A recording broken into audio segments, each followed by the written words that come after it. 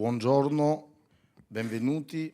Ringrazio tutti i presenti, ringrazio la stampa, ringrazio chi ci sta seguendo sulle pagine istituzionali.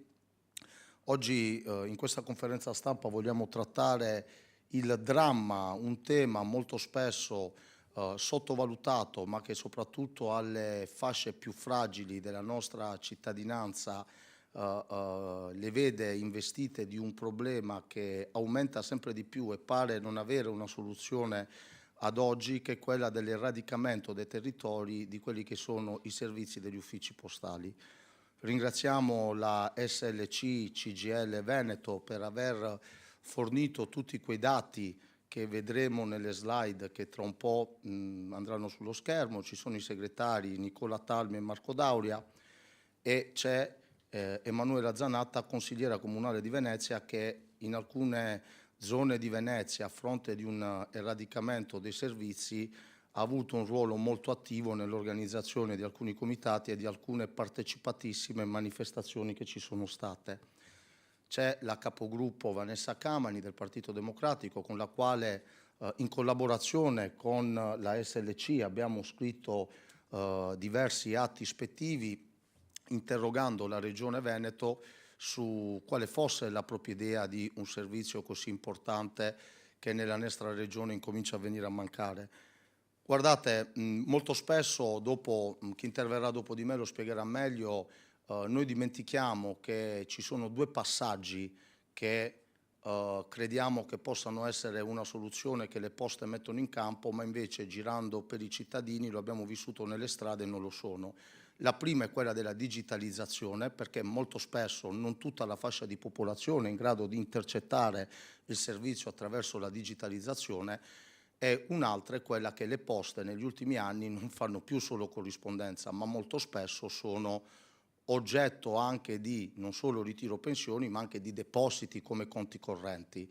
Voi provate a pensare dove in alcune zone chiude l'ufficio postale, ci siamo trovati qui nella zona di Venezia che chi doveva riscuotere i propri conti doveva andare su un altro ufficio, avere la firma del direttore dell'ufficio che c'era lui, che però era stato trasferito a un'altra parte. Cioè, uno non può neanche a volte riuscire a ritirare i risparmi della propria vita, oltre che tutti quei servizi che tra SPID o altro, se hai un problema, non riesci a intercedere, rimani bloccato anche nella tua quotidianità economica, piuttosto che quelli che possono essere gli atti postali, che ricordiamoci non sempre sono lettere d'amore che qualcuno ti invia, ma possono essere dei documenti o delle notifiche che tu necessiti di dover ritirare, e noi abbiamo alcune zone del Veneto dove addirittura l'ufficio postale ti serve una volta a settimana e tu rischi di doverti trovare che a volte il tuo atto giace lì e tu non riesci a intervenire.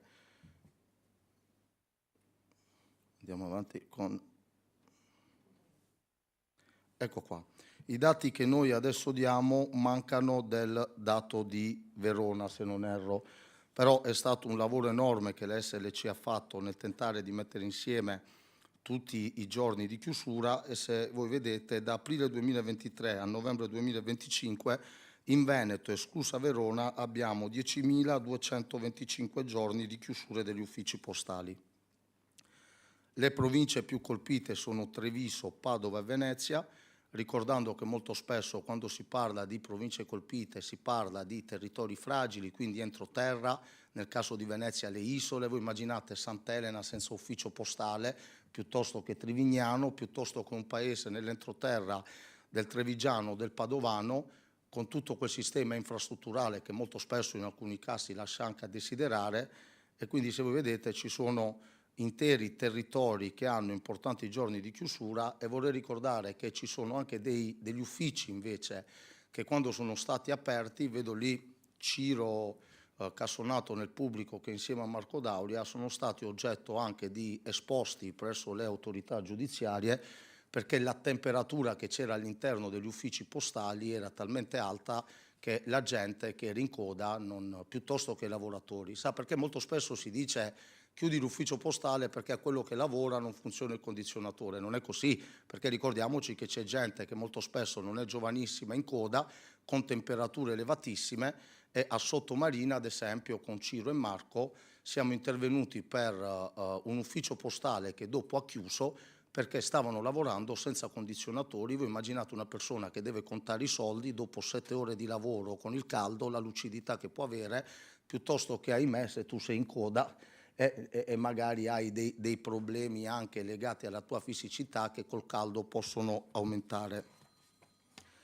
C'è il progetto Polis, che è un progetto che è stato finanziato col PNRR per 800 milioni di euro per i cittadini, per i comuni con fino a meno di 15.000 cittadini. Questo progetto doveva portare all'ammodernamento e all'istituzione di alcuni servizi presso gli uffici postali. Nulla da dire sul progetto, ma il problema qual è? Che hanno chiuso degli uffici postali per ammodernarli tecnologicamente per questo funzionamento. La chiusura prevista era 40 giorni, invece la media effettiva di chiusura è 108 giorni. Voi immaginate una comunità che ha un ufficio postale e li chiude per quasi 4 mesi, cosa può significare doversi recare nella comunità vicina semplicemente per andare a ritirare la tua pensione o andare a fare delle pratiche amministrative. Le principali ricadute si hanno sui comuni montani e rurali, sugli anziani costretti a spostarsi per lunghi spostamenti, perché molto spesso le poste ci dice sì, hai un altro ufficio postale a 7-8 chilometri da lì. Immaginate, in una comunità montana o in un territorio interno vuol dire recarsi anche da una valle all'altra piuttosto che da un paese ad un altro.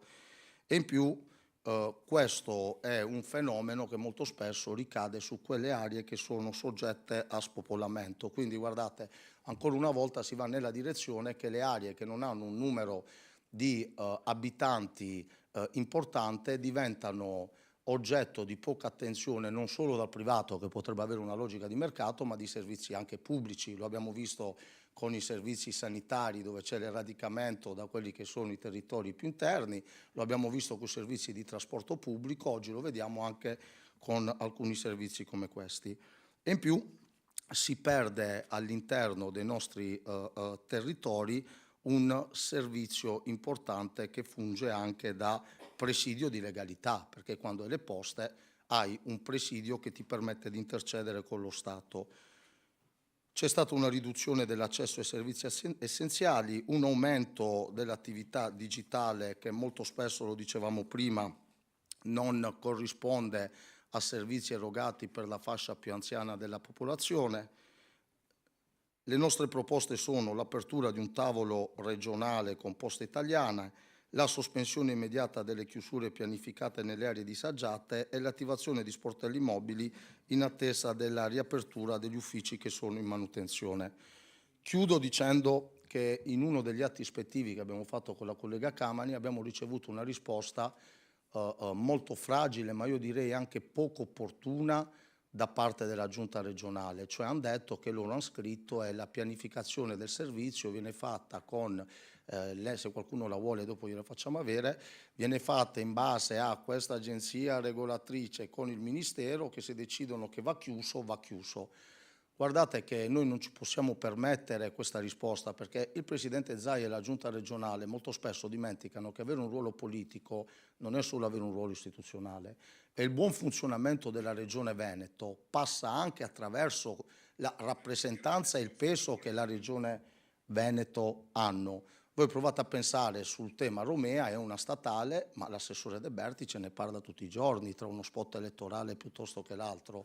Voi provate a pensare il tema della pesca, è un tema europeo, ma molto spesso la giunta regionale, nel intestarsi alcuni segmenti di dibattito, fa vedere che va a rappresentare i pescatori veneti in Europa. Quindi il buon funzionamento della regione non dipende solo dalle tue competenze dirette, ma dipende anche da quanto tu riesci a rappresentare il peso della regione. Perché io credo che se il Presidente Zaia, anziché andare a Roma per chiedere il terzo mandato e l'autonomia, andasse ogni tanto per dire ai ministeri, visto che la maggioranza della società Poste Italiane è in capo allo Stato, gli andasse a spiegare che forse devono un po' rallentare nelle chiusure dei servizi ai cittadini, probabilmente la battaglia dei sindacati, la battaglia dei comitati e la battaglia politica avrebbe un maggior senso e un alleato d'eccellenza per spiegare a chi detiene di più del 60% che sono ministeri, sono soggetti pubblici, che probabilmente i servizi, quando sono pubblici, non devono necessariamente avere una logica di profitto, altrimenti per antonomasia smetterebbero di essere servizi, no? Cioè, il diritto ad accedere a alcuni servizi è diritto perché lo devono avere tutti, se lo hanno solo alcuni diventa un privilegio, e quindi anche la risposta della Giunta regionale lascia molto a desiderare, perché sembra quasi come se, quando di mezzo ci sono lavoratori, territori più interni o cittadini fragili, non interessi, perché tanto nel mucchio del servizio che funziona per altri si può quasi sacrificare quel pezzo di popolazione. Io chiudo, ho parlato fin troppo, do la parola alla mia capogruppo Vanessa Camani, che ha sottoscritto tutti gli atti ispettivi che abbiamo fatto per denunciare non solo le chiusure degli uffici postali, ma molto spesso anche le condizioni dei lavoratori che vi operano all'interno. Sì, buongiorno a tutti, grazie a Jonathan Montanariello, un grazie anche alle colleghe presenti del gruppo, Anna Maria Bigon, Chiara Luisetto, Francesca Zottis. Siamo tutti qua e abbiamo voluto fare questo punto stampa sul finire della legislatura perché ci sembrava giusto mettere appunto il punto rispetto alle tante iniziative che nel corso di tutti questi 5 anni abbiamo sottoposto all'attenzione della Giunta, che riguardavano in generale il tema delle poste e della funzione che gli uffici postali possono e devono avere sui territori. Di fatto soli in questa battaglia per il presidio del territorio, perché la prima considerazione è: le poste sono lo Stato. Cioè noi stiamo parlando di un soggetto certo quotato in borsa, certo partecipato nella sua compagine azionaria anche da soggetti privati, ma che è nella stragrande maggioranza delle sue quote azionarie posseduto dallo Stato. Questo significa che non è un soggetto terzo con il quale le amministrazioni pubbliche si interfacciano secondo le regole normali. Essendo un soggetto pubblico, ha ampia partecipazione pubblica, ha dei diritti e dei doveri. Il primo dovere è sicuramente quello della funzione del presidio del territorio. Perché lo Stato decide di investire nel servizio postale? Perché ritiene che i servizi erogati da questo soggetto siano servizi essenziali per i cittadini e ci investe risorse per questo obiettivo. Del resto, Poste ha anche dei vantaggi dalla partecipazione dello Stato. Quando lancia la sua attività finanziaria, moltissime persone decidono di scegliere Poste come banca, come soggetto, come operatore finanziario, perché è Poste, perché è, diciamo, anche partecipato dallo Stato. Perché per le persone Posta è un presidio e dunque anche i servizi finanziari, oltre a quelli postali, è importante averli in questo soggetto. Allora, siccome noi pensiamo che non si possa soltanto prendere dallo Stato ma anche dare, noi chiediamo che Poste risponda a questa responsabilità che la partecipazione statale dovrebbe addebitare sempre a questi soggetti. Ci siamo occupate di Poste, questa è la seconda ragione, perché è un ambito nel quale sembra che la responsabilità non sia di nessuno, delle cose che non funzionano. Ci sono dei disagi per i cittadini, li ha raccontati prima bene il collega Montanariello, che culminano poi nelle chiusure temporanee, lunghe, ma molto anche definitive, nel numero di sportelli aperti durante l'orario di servizio, e sono tutte disagi che ovviamente colpiscono con più intensità i territori più disagiati e le fasce di popolazione più fragile. Quindi le carenze di servizio di Poste producono diseguaglianza, perché non colpiscono tutti alla stessa maniera, perché l'utenza di Poste è tradizionalmente un'utenza tendenzialmente territoriale e anziana.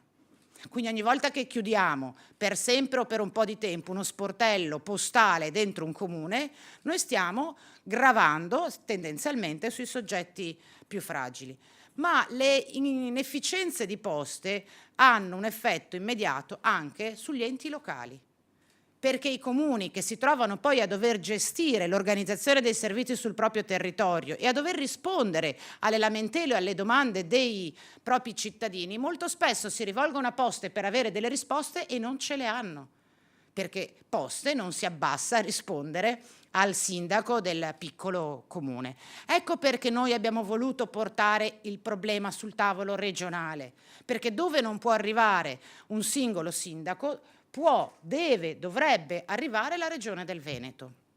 perché noi siamo convinti, e su questo davvero chiudo, che in questi anni abbiamo assistito nella nostra regione ad una progressiva, a nostro giudizio voluta, desertificazione dei servizi per i cittadini. C'è Anna Maria Bigon che potrebbe farci una relazione sulla desertificazione dei servizi sanitari, c'è Chiara Luisetto che potrebbe parlarci di quella che riguarda i bisogni delle persone più fragili, e oggi stiamo anche discutendo di come un servizio fondamentale come quello garantito da Poste non sia più un presidio omogeneo nella nostra regione. Ci sono elementi di criticità molto seri, sono state messi in evidenza anche dall'opinione pubblica con trasmissioni televisive che hanno raccontato persino di quelle che sembrerebbero essere condizioni delle lavoratrici e dei lavoratori al limite della legalità, la dico così, ecco. Di sicuro c'è una inefficienza per quanto riguarda le risposte di cui i cittadini hanno bisogno. Siccome noi con le interrogazioni, le mozioni che abbiamo depositato insieme a Jonathan, che peraltro ringrazio per aver sempre seguito con puntualità e precisione questo tema, non abbiamo mai ottenuto una risposta da parte di Regione Veneto, anche lei diciamo messa nella fila di quelli che dicevano non è responsabilità mia, io non ci posso fare niente, vorremmo invece che anche attraverso la nostra iniziativa ci fosse una maggior consapevolezza della crucialità dei servizi che Poste Italiane dovrebbero erogare, della funzione che le istituzioni potrebbero svolgere nel pretendere questi servizi e di quali possono essere, le ha elencate Jonathan prima, una serie di proposte attorno a cui costruire un patto per migliorare la capillarità dei servizi per i cittadini anche attraverso l'azione di Poste Italiane. Grazie. Grazie Vanessa. Diamo la parola a chi dei due segretari dell'SLC. Prego, decidete voi. Prego. Poi il telecomandino per le slide di prima. No, se vuoi magari metti la slide, quella sul numero dei giorni.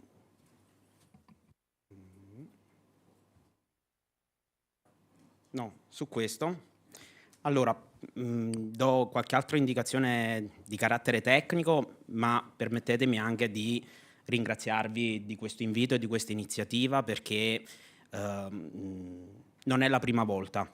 E va dato atto a quella sensibilità che si è dimostrata attraverso i consiglieri Montanariello e Camani. Scusa Marco, per la conferenza. Sì, Marco scusate. Daura, segretario regionale SLC Veneto Poste. Dauria. Marco Dauria, segretario regionale SLC Poste e Telecomunicazioni, giusto?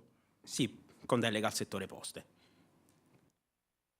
Sì, volevo concludere il ringraziamento da parte del gruppo e dei consiglieri, perché appunto non è la prima volta che ci troviamo a parlare di Poste.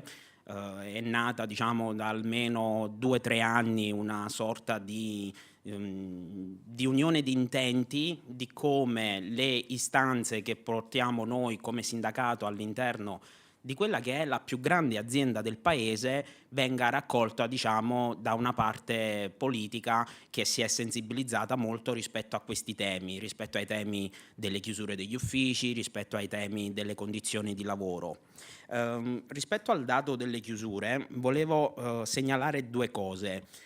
Il periodo di riferimento non tiene conto delle giornate spot che possono esserci di chiusura quando l'azienda ci manda delle comunicazioni per cui in quel comune c'è l'interruzione dell'energia elettrica, quindi c'è la chiusura di un giorno, in quell'altro comune si fa il rifacimento dell'impianto elettrico e quindi c'è la chiusura di un giorno, che sono tante, perché stiamo parlando di una realtà qui nel Veneto che siamo di poco sopra i 900 uffici, e quando si iniziano ad accumulare quindi le giornate per lavori che sono preventivati, ma che rispetto a una logica per cui noi ravvediamo dovrebbero essere terminati nel giro di 20-40 giorni i cantieri, soprattutto quelli che riguardano il progetto Polis, che in buona sostanza sono solo un po' un rifacimento della facciata che vede il cliente entrando nell'ufficio, perché se svoltate l'angolo dove ci sono i servizi igienici o dove appoggiano le colleghe le loro borsette, sono ancora gli uffici del dopoguerra con le mattonelle che sono saltate e non le hanno mai rimesse a posto. Cosa succede quindi? Succede che a fronte di queste chiusure di 40 giorni, gli uffici restano chiusi per mesi, mesi e mesi.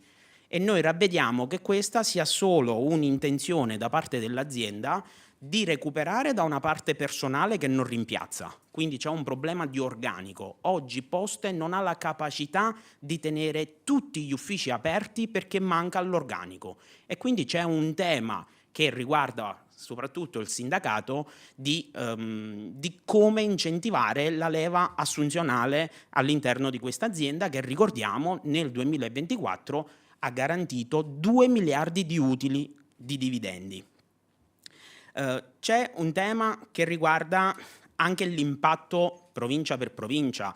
Qui per brevità ovviamente sono state segnalate le province con il più alto numero di giorni di chiusura, ma per farvi un esempio, la provincia di Rovigo abbiamo contato 1418 giorni di chiusura su poco più di una rete di 80-85 uffici postali.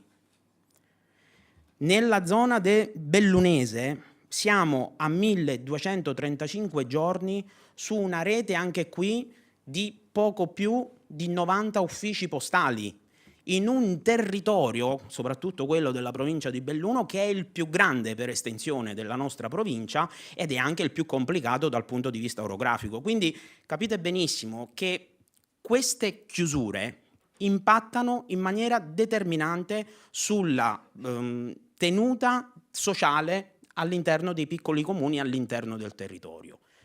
Mascherano le difficoltà di un'azienda che dietro questa operazione di chiusura cela, a nostro avviso, le condizioni per continuare a chiedere le prossime chiusure.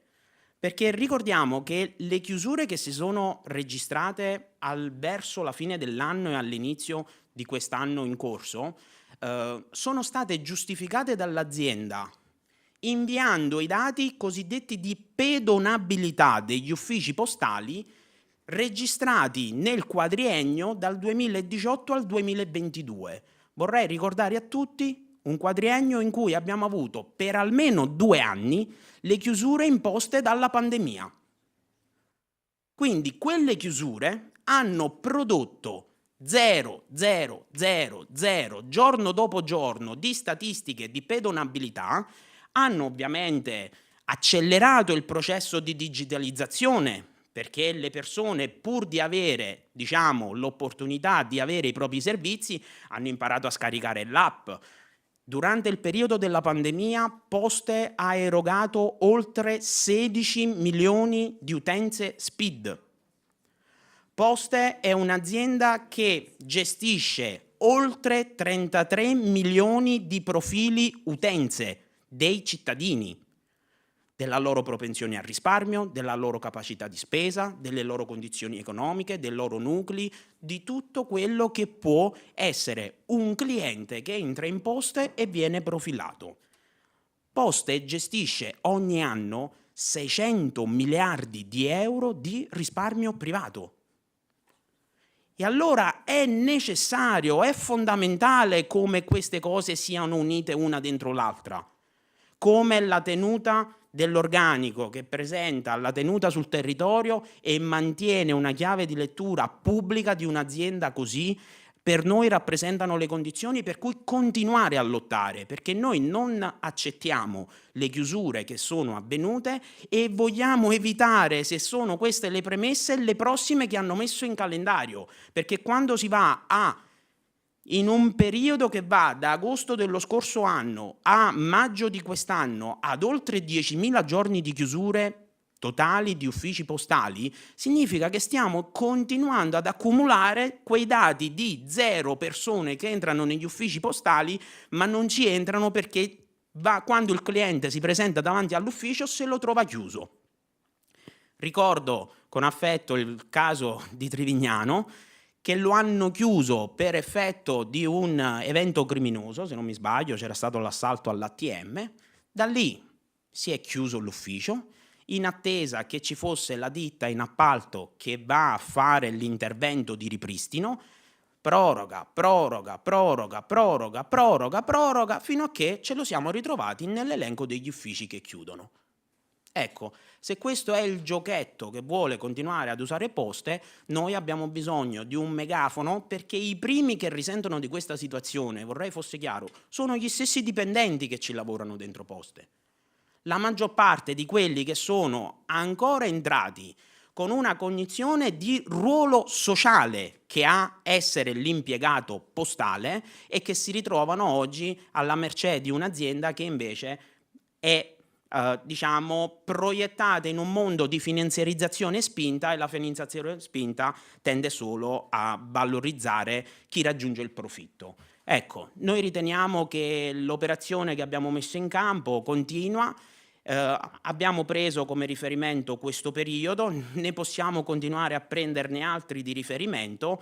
Adesso con i primi caldi inizieremo a scoprire se questa azienda ha investito sul piano di manutenzione degli impianti di climatizzazione, perché alle Poste sta diventando normale poter lavorare a 37 gradi con il 90% di umidità, con il rischio che o un cliente o gli stessi operatori ci rimettano la propria salute. Grazie. Grazie Marco, grazie per essere stato nei tempi. Diamo la parola a Nicola Talmi, segretario generale SLC CGIL Veneto. Prego Nicola. Che sarò senz'altro molto breve, perché mi hanno già spiegato tutto. La domanda che sorge spontanea è: perché Poste fa questo? Cioè, perché Poste sta continuando a tagliare e chiudere uffici e quant'altro? Per un motivo molto semplice, perché Poste sta, valutando da tempo attraverso il governo un'ulteriore messa in vendita di azioni di Poste, che è un modo per far cassa del nostro paese, tra l'altro un modo per far cassa un po' strano, perché poi ovviamente riduce anche le entrate che derivano dai dividendi. E noi sappiamo che il modo migliore per far crescere le azioni in borsa di tipo speculativo è quello di ridurre i costi. Ridurre i costi vuol dire chiudere uffici e tagliare personale, ridurlo o non rinnovarlo. E questa strategia, è una strategia evidente che stiamo notando, la pagano gli utenti e la pagano i dipendenti. Io ritengo che sia importante valorizzare il fatto che la CGIL in questo caso non è che sta qui solo a difendere i diritti degli autori di Poste, che ne avrebbero di parecchi da rivendicare, perché pur essendo appunto l'azienda più grande in Italia per numero di dipendenti e quindi molto importante dentro Confindustria, è un'azienda che abusa dei tempi determinati, dei part-time involontari, dei trasferimenti, di una certa ricattabilità dei lavoratori. Ma in realtà la CGIL si pone anche il problema dell'utenza, perché ogni volta che un cittadino riceve magari una raccomandata e deve andare all'ufficio postale, e quando vi si reca scopre che da quella settimana è aperto il mercoledì pomeriggio e non il mercoledì mattina, e si arrabbia magari con i dipendenti di Poste, forniamo un disservizio ad una persona che magari deve tenere insieme i tempi di vita e i tempi di lavoro. E badate che, a fronte del fatto che c'è stata la disertificazione degli sportelli bancari, e gli uffici postali sono ancora un presidio nel territorio vero, perché davanti ti trovi una persona, che non è una cosa secondaria di questi tempi. Tanto che infatti negli uffici postali si vendono anche tutta una serie di servizi. Questa cosa è una cosa determinante, perché ci sono grandi società di multiservizi che una volta facevano tutto online con il telefonino, che stanno ricominciando ad aprire uffici fisici, perché la gente vuole un ufficio fisico. Non è solo il fatto che tu non sai usare il telefonino, ma vuoi una persona con cui parlare. Allora noi nel denunciare questa strategia di Poste Italiane per difendere gli utenti, ma per difendere anche i cittadini, difendiamo anche Poste Italiane, perché noi pensiamo che Poste Italiane, che è un grande patrimonio del Paese, il suo core business, il suo vantaggio competitivo è la grande presenza radicata nel territorio. Ogni campanile, un ufficio postale, una presenza del territorio. Questa è sempre stata la sua grande forza. E tagliare gli uffici postali significa tagliare il ramo su cui Poste Italiane è seduta, cioè significa impoverire il patrimonio complessivo di Poste Italiane, ma anche probabilmente dare avvio ad una sua trasformazione come fosse una semplice struttura finanziaria bancaria come le altre, oppure un subappalto di Amazon. Ecco, noi crediamo che questo non debba avvenire, che è un patrimonio importante che ha a che fare appunto con la socialità. Noi siamo un territorio peraltro policentrico, fatto di tanti piccoli comuni, e sappiamo che le persone anziane, i soggetti senz'altro più vulnerabili, ma un po' tutti, ne perdono da questo taglio di servizi di Poste Italiane. Per cui noi ringraziamo appunto il PD che ha in questi mesi sempre sostenuto le nostre iniziative. Devo dire che abbiamo anche avuto un buon rapporto con i sindaci del territorio, a prescindere dal colore politico, perché appunto capiscono l'importanza di questa cosa, ma mi sento di sottolineare quello che diceva la consigliera Camani. Cioè, in realtà il sindaco può fare poco, mentre un presidente di regione potrebbe rivolgersi con autorevolezza, diciamo così, a Poste Italiane per chiedere un'inversione di tendenza su questa cosa, perché è solo a quel livello che possiamo ottenere, diciamo così, un cambio di passo, e quindi crediamo che insomma, vada chiamata alla propria responsabilità la Regione Veneto come anche il Governo. Grazie Nicola. Infatti su quello che dicevi, la Giunta con tutti i presenti ad unanimità scrive che con riferimento alla rete degli uffici postali, al fine di contenere l'onere, quindi un onere del servizio universale, la società può ridefinire la propria articolazione del servizio secondo parametri economici, valutando con le autorità locali un'eventuale presenza più efficace tenendo conto dei relativi oneri. Quindi dice c'è un servizio che va contenuto per i costi e dopo ti dice decide lo Stato italiano e Poste SPA insieme al Ministro dello Sviluppo Economico, che credo Zaia conosca, essendo colleghi di partito. E quindi no, però Zaia quando va là magari è più impegnato a parlare con Salvini dell'autonomia o del terzo mandato, se fa un passaggio anche da Giorgetti gli ricorda che abbiamo montagne e coste che sono territori interni in Veneto. Ti segnalo che quando a Giorgetti hanno chiesto cosa ci guadagna... Vai al microfono così resta. No, ti ricordo questo, che quando quando un deputato, peraltro non della mia parte politica, ha fatto una domanda a Giorgetti, ha detto se Poste Italiane vende una tot percento, il 15% in più di azioni di Poste Italiane, rispetto alla diminuzione di entrate che avrà dai dividendi diversi, qual è il vantaggio e qual è insomma, quello che si perde? Il ministro Giorgetti non è stato in grado di rispondere, perché effettivamente è un gioco che può solo portare a perdere, perché io metto in vendita delle azioni una volta per perdere insomma, i dividendi per tutti gli anni successivi. Grazie Nicola. Diamo la parola ad Emanuela Zanatta, consigliera comunale di Venezia, che nella zona di Trivignano, quello che accennava prima Marco, si è fatta portavoce insieme a un comitato che c'era e insieme ad altri cittadini si è occupato di questo, e c'è stata una manifestazione, ricordo ho partecipato quel giorno, c'erano circa 400 persone. Voi immaginate un problema che oggi riesce a portare 400 cittadini un giorno di festa per strada, quanto è sentito. Prego consigliera.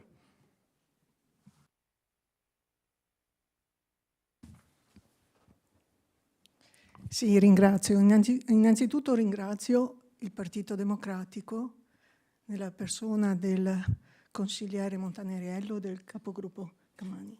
Ringrazio perché possiamo dare voce a chi non ha voce. I problemi ci sono e sono seri, soprattutto, lo si è detto a più riprese, per le persone che sono fragili. Ma chi sono queste persone? Queste persone io le incontro, le abbiamo incontrate, e sono la signora Clelia di 82 anni, sono la signora Regina di 84 e altro ancora, perché poi abbiamo raccolto queste testimonianze per essere ancora più efficaci nella comunicazione. Ora, una premessa: queste persone che hanno una certa età sono quelle che hanno formato la nostra Italia nella sua interezza, con la forza del loro lavoro e del loro sacrificio, e si vedono ora relegati a ruoli marginali, ad essere un peso. Ad essere un peso per una società che loro hanno fatto diventare grande. Questo è importantissimo che lo comprendiamo, perché umanizziamo queste operazioni che entrano dentro la vita delle persone in maniera drammatica. Ha detto giusto il consigliere Montanariello, è un dramma, perché se andiamo a parlare con queste persone ti dicono: noi eravamo prima, zoppicando, eravamo autonomi nella gestione dei nostri risparmi. Parliamo di risparmi, ragazzi, parliamo di pensioni, parliamo di cose, è stato detto a più riprese, essenziali.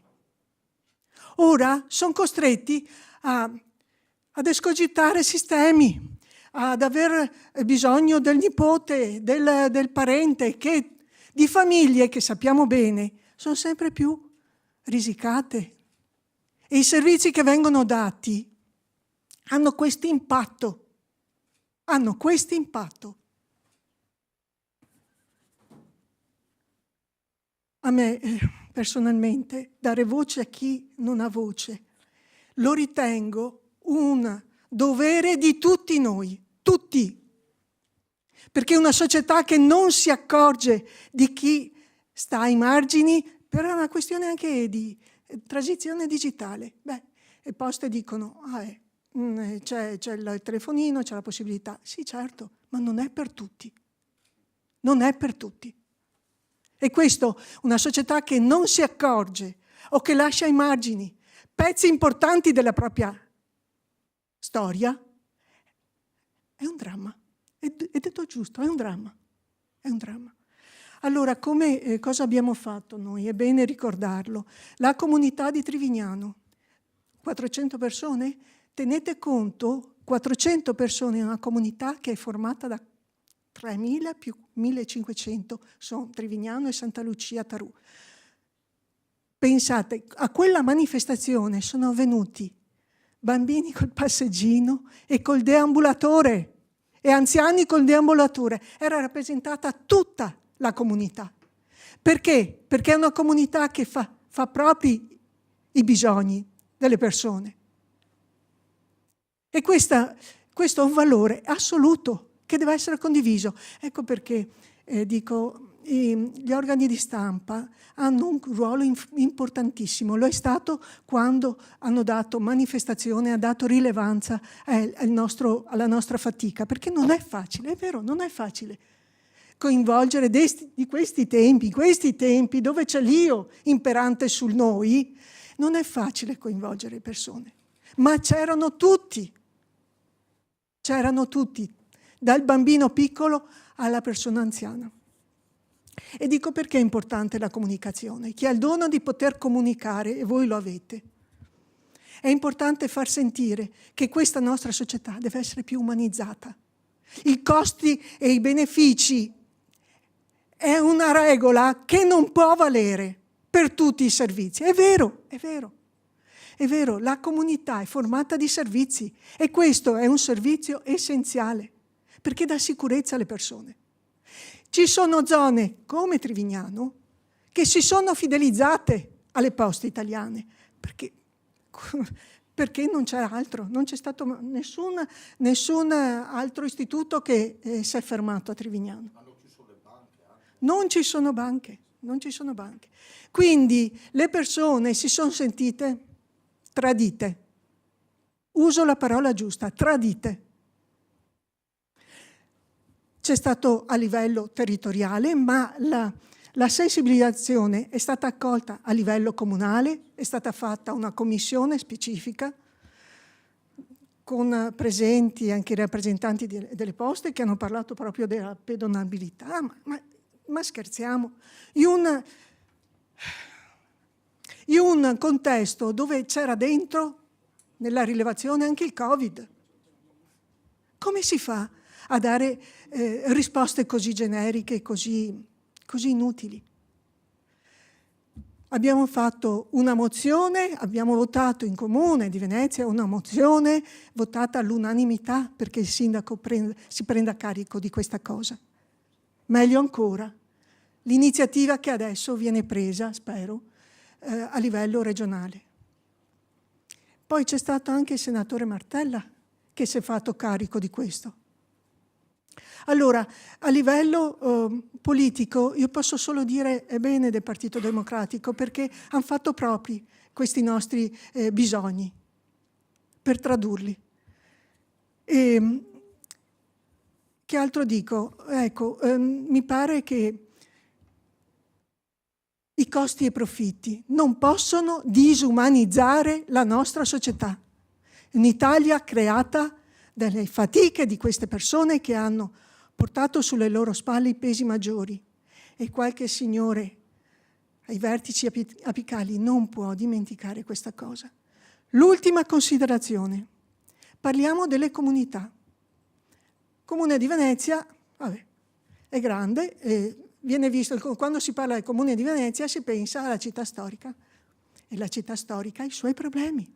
La Venezia ha una sua specificità, ma Venezia contiene anche delle comunità che sono ai margini, e queste hanno la funzione di tener coeso tener coesa la sua cittadinanza. I rapporti sociali sono importantissimi, e come importante il servizio postale, apro una parentesi, è altrettanto importante anche i negozi di vicinato, le scuole, i servizi viabilistici, i medici di base. I medici di base. Se vogliamo costruire una società sana dal di dentro, dobbiamo farci carico di queste problematiche. Ve lo chiedo con il cuore, ve lo chiedo, e lo chiedo soprattutto ai mezzi di stampa che danno divulgazione a questo nostro sentire. Voi con le vostre scelte, anche di redazione, eccetera, potete fare la differenza. Potete fare la differenza. Grazie. Grazie Emanuela. Io mancano 3 minuti, lascerei 20 secondi di chiusura alla capogruppo per la conclusione. Permettetemi di ringraziare la SLC CGIL, che in questi anni è stata pungolo fondamentale per l'istituzione regionale veneta nel porci le problematiche a vario tipo, no? da quella degli uffici che chiudevano le telecomunicazioni alle poste, quindi permetteteci di dire che siete stato un interlocutore serio ed affidabile, lo siete ancora. Ringrazio il gruppo del Partito Democratico che su queste battaglie ha sempre dato l'unanimità e sostegno, e ringrazio, dopo quello che oggi è stato ancora una volta precisato e palesato, tutti i lavoratori di Poste Italiane in tutte le loro mansioni, che molto spesso in situazioni di difficoltà mandano avanti i servizi, e ringrazio anche tutti i delegati, perché molto spesso per le vie brevi, quando ci parliamo, c'è consapevolezza che non è sempre facile, nonostante un'azienda pubblica, poter essere un delegato all'interno di quella società, perché pur essendo un'azienda pubblica molto spesso non è facile essere delegato all'interno di quelle società. Grazie, prego Vanessa. Andiamo in chiusura. Diciamo che in una fase dove c'è chi scommette sul fallimento della politica e della democrazia, noi anche oggi abbiamo voluto dimostrare che la politica esiste e ha senso nel momento in cui incrocia i bisogni delle persone, riesce a intercettare una necessità, individua il problema e prova a risolverlo. Abbiamo assistito molto spesso in questi anni alla politica della vetrina, del teatro, della dichiarazione vuota. Quello che invece serve a questa regione è una politica capace di stare sulle piccole cose, ma che sono, come ci ha raccontato bene la consigliera comunale, fondamentali per la vita delle persone. Non si può governare una regione se non si ha un'idea di società coesa, dove ci siano i servizi indispensabili per i bambini, per i ragazzi e per gli anziani. Non c'è un'eccellenza regionale se non c'ho il medico di base al quale rivolgermi. Siccome viviamo dentro quest'epoca di contraddizione, noi nel lavoro dal basso vorremmo provare a smontarle una per tornare a far sì che la politica faccia il suo mestiere, cioè risolvere i problemi delle persone. Grazie e buona giornata.